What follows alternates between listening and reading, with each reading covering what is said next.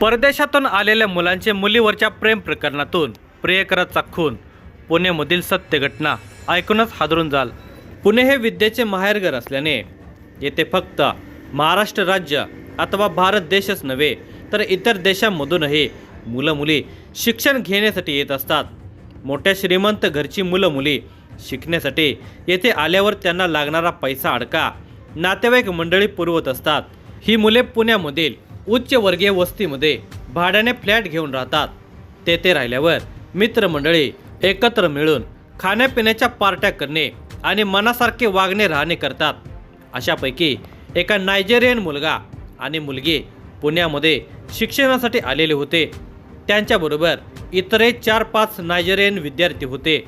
साहजिकच त्या सर्वांची एकमेकांशी मैत्री होती. यातील एका तरुणाशी घनिष्ठ मैत्री झाली होती आणि दोघांच्यामध्ये प्रेमसंबंध निर्माण झाले होते. हे इतर 4 मित्रांना सहन होत नव्हते. त्यातून त्यांच्यामध्ये वाद धुमसत होता. या वादातून अखेर त्या तरुणाचा इतर 4घांनी निर्दयपणे खून केला. परदेशातून शिक्षणासाठी आलेल्या एकाचा बळी गेला तर त्याला मारणारे 3 जण तेथील तुरुंगात गेले आहेत. या घटनेचा हा सविस्तर वृत्तांत आहे. ही व्हिडिओ पुढे पाहण्याअगोदर जर तुम्ही या चॅनेलवर नवीन असाल तर प्लीज आपल्या ह्या मराठी चॅनेलला नक्की सबस्क्राईब करा. गिफ्ट सिओनस उटाह, वय वर्ष 39, हे मूळचे नायजेरिया देशाचे रहिवासी असून ते पुणे शहरामधील लेन नंबर 4 रिम्स स्कूलजवळ वडाची वाडी, उंडरी, तालुका हवेली, जिल्हा पुणे येथे राहतात. ते vice president of Nigerian student union हापच्या Nigerian student union in Pune या संस्थेचे व्हाईस प्रेसिडेंट म्हणून काम करत असतात. पुण्यामधील वेगवेगळ्या ठिकाणी राहणाऱ्या नायजेरियन विद्यार्थ्यांच्या संपर्कामध्ये असतात. तेथील विद्यार्थ्यांच्या अडीअडचणीमध्ये मदत करत असल्यामुळे ते बरेचदा रात्री अपरात्री मदतीसाठी कोणा नायजेरियन नागरिकांनी बोलावले तर तेथे त्या लोकांच्या अडचणी सोडवण्यासाठी जात असत. असे ते बऱ्याच दिवसांपासून करतात. दिनांक 12 जानेवारी 2026 रोजी पहाटे 3 वाजण्याच्या सुमारास त्यांचा मित्र मेया ओटुंगा यांनी फोन केला. त्याने सांगितले की एनकेनिया पाट्रिशिया माबिगा, राहणार लिमरास height society 13/1, flat number 73, Balaji Padmavati Nagar, Dharmawat petrol पंपाजवळ, पिसोळी, पुणे, हिने मला फोन करून कळवले आहे की ओजेग्वा नायेमेका मादबुची ओनिया आणि त्याची मैत्रीण ग्लोनी हे माझ्या घरी जेवणाच्या पार्टीसाठी आले असता. ग्लोनी हिच्यासोबत तरुण येमेका क्रिस्टियन बोलू लागला. तेव्हा पार्टीसाठी आलेला ओजेग्या ग्लोरिया म्हणाला की त्याच्यासोबत बोलू नको आणि त्याच्यासोबत प्रेम संबंध ठेवू नकोस. तू त्याच्याबरोबर संबंध ठेवलेस तर त्याचे परिणाम खूप वाईट होतील असे म्हणत त्याने शिवीगाळ केली. यातून बाचाबाची सुरू झाली. बऱ्याच वेळ त्यांची तुतू मैमे सुरू होती.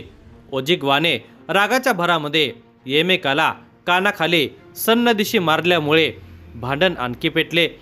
त्यानंतर सर्वजण आपापसामध्ये भांडणे करत माझ्या घरातून बाहेर पडले.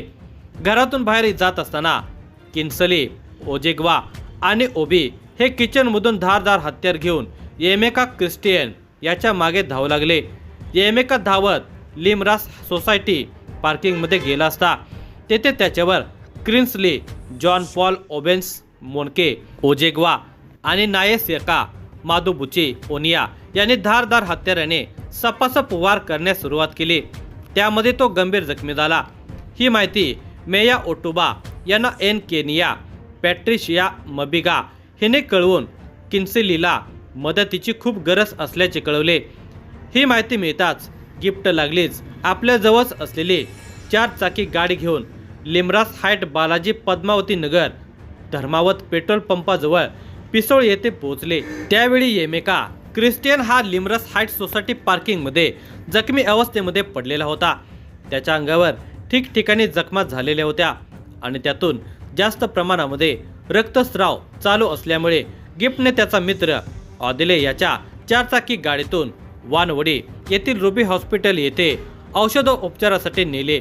त्यावेळी गिफ्टने त्याच्याकडे विचारणा केली तेव्हा त्याने सांगितले की त्या 3घांनी मी बेसावध असतानाच माझ्या डोक्यावर आणि अंगावर वार केले. दरम्यान त्याच्यावर औषध उपचार सुरू करण्यात आले, मात्र उपचार चालू असताना तो मृत झाल्याबाबतची घोषणा करण्यात आली। मग गिफ्ट याने काळे पडळ पोलीस स्टेशनला जाऊन याबाबत फिर्याद दाखल केली। त्या चारही संशयितांच्या विरुद्ध काळे पडळ पोलीस स्टेशनला गुन्हा नोंद होताच त्यांना शोधण्यासाठी 4 तपास पथके तयार करण्यात आली। संशयितांना ताब्यात घेण्यासाठी तपास सुरू करण्यात आला।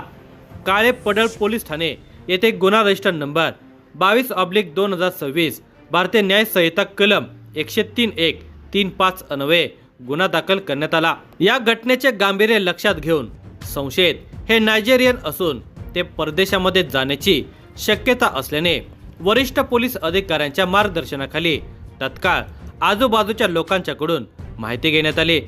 तसेच घटनास्थळाच्या परिसरातील 25 ते 30 ठिकाणच्या CCTV फुटेजची पाहणी करण्यात आली।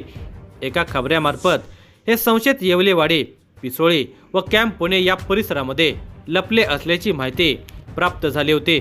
त्यानुसार काळे पडळ पोलीस तपास पथकातील अधिकारी व कर्मचाऱ्यांनी तात्काळ त्या ठिकाणी जाऊन मिळालेल्या संशयित जॉन पॉल ओबिन्ना मोनिके ओजेंग्वा नायेमेका मादबुची ओनिया यांना ताब्यात घेतले। त्यांना पोलीस स्टेशनला आणून त्यांच्याकडे चौकशी केली असता त्यांनी गुन्ह्याची कबुली दिली। त्यांना खून करण्याचे कारण विचारले असता त्यांनी त्यांची मैत्रीण ग्लोरी हिच्याशी मयत येनेका ख्रिस्टियन हा बोलत असल्याच्या आणि तिच्यासोबत असलेल्या प्रेम प्रकरणाच्या कारणावरून येमेका याच्यासोबत वाद झाला व त्यातून खून झाल्याचे कबूल केले। या गुन्ह्याचा तपास पुणे आयुक्त अमितेश कुमार, सह आयुक्त रंजन कुमार शर्मा, परिमंडळ 6 चे पोलीस उपायुक्त डॉक्टर राजकुमार शिंदे, सहाय्यक पोलीस आयुक्त अतुल नवगिरे यांच्या मार्गदर्शनाखाली काळे पडळ पोलीस स्टेशनचे वरिष्ठ पोलीस निरीक्षक मानसिंग पाटील आणि इतर सहकाऱ्यांनी या घटनेचा तपास यशस्वीरित्या पूर्ण केला।